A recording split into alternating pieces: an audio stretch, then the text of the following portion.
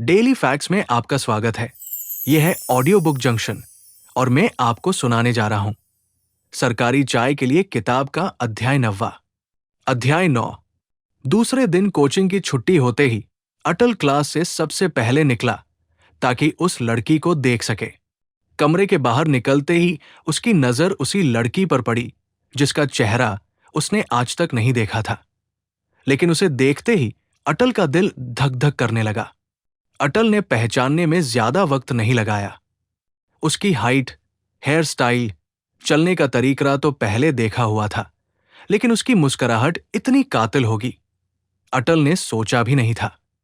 Green suit, लंबी काली चोटी और माथे पर बारीक टिकी, किसी पंजाबन की तरह गोरे चेहरे पर हंसी इतने धक्के मुक्के वाले माहौल में भी अटल को शांति प्रदान कर रही थी। ये माधवी शर्मा है, आर.डी. शर्मा की इकलौती बेटी जो कोटा के महावीर नगर थाने के सर्कल इंस्पेक्टर है। माधवी पढ़ने में शुरू से ही होशियार थी। बीए एड कर लेने के बाद सेकंड ग्रेड टीचर की तैयारी कर रही थी। माधवी ने अभी कुछ दिन पहले ही बी.एड में क्लासमेट रही अनाया के साथ अभ्युदय क्लासेस में एडमिशन लिया था। कोचिंग में आते ही साथ बैठने से प्रीति भी इनकी फ्रेंड बन चुकी थी। अनाया का पढ़ने लिखने में ध्यान नहीं था। उसने सिर्फ घर वालों के कहने की वजह से कोचिंग ज्वाइन कर रखी थी, जबकि उसका मन तो था कि जल्दी से कमाने वाले लड़के से शादी हो जाए तो घूमूं फिरूं, मौज मस्ती करूं। अनाया के कहने पर उसके काम चलाओ बॉयफ्रेंड ने भी साथ में कोचिंग ज्वाइन कर रखी थी। हालांकि उसने न तो बीए कर रखा था न बी.एड। अटल उसे देखता देखता कब कोचिंग के बाहर आ गया पता ही नहीं चला। उसके सामने ही माधवी अपनी स्कूटी में बैठी, धीरज की बाइक में अनाया बैठी और निकल गए प्रीति पैदल पैदल अपने कमरे की तरफ जाने लगी और अटल भी कमरे की तरफ निकल गया। अटल ने कमरे में पहुंचते ही फीस के लिए घर पर फोन मिला दिया। क्या कर रहा है? नरसिंह बोला। कुछ नहीं पापा, कोचिंग से आया ही हूं अभी, फीस जमा करवानी है कल। बता कितने भिजवाने हैं? नरसिंह ने पूरे आत्मविश्वास से कहा। नरसिंह को लगा था कि 5-6 हजार रुपए ही होगी फीस। 20,000 तो कोचिंग की फीस है, 2,300 रुपए कमरे का किराया और 1,000 रुपए ऊपर से भेज देना। आप तो 23,000 रुपए भिजवा देना। अटल एक बार में बोल गया। हालांकि ऐसा नहीं था कि अटल को ये रकम कम लग रही थी, लेकिन उसे इनकी जरूरत थी।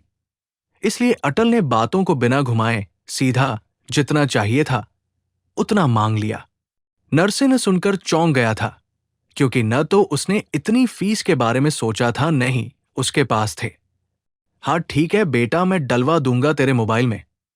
अभी मैं खेत में हूं, घर पर जाकर फोन करूंगा, कहते हुए नरसिंह ने फोन रखा। नरसिंह को पैसों की चिंता होने लगी थी, क्योंकि पैसे थे नहीं और अटल को देने भी जरूरी थे। नरसिंह चिंतित होते हुए घर पहुंचा और पिछले दिनों किसी से लिए उधार में बचे पैसे को निकालकर गिनने लगा। क्या हुआ आज? आकर सीधा पैसे निकाल लिए। सरोज हैरानी से देखते हुए बोली, अरे कुछ नहीं, अटल को डलवाने हैं। कितने? 23,000 रुपए। नरसिंह सहजता से बोला, ताकि सरोज को ये न लगे कि 23,000 रुपए सुनकर नरसिंह परेशान है। 23? अपने काम को छोड़कर सरोज हैरानी से बोली, 9,000 रुपए तो बचे हुए हैं, बाकी किसी से ले लूंगा। एक बार ही भरने हैं कोचिंग में पैसे, कौन सा बार बार भरने हैं? नरसिंह ने समर्पण भाव से कहा। इतने पैसे कहां से लाएंगे उधार? अरे मिल जाएंगे। ठीक है, डलवा आता हूं इम मित्र से, कहते हुए नरसिंह घर से बाहर निकल गया और सरोज दोबारा अपने काम पर लग गई। अटल खाना खाने के बाद जैसे ही फोन लेकर बैठा कि अमीश का कॉल आ गया।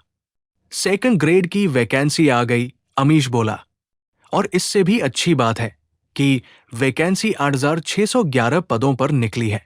इसमें तेरे हिंदी सब्जेक्ट के 1,399 पद हैं, जो बहुत है भाई।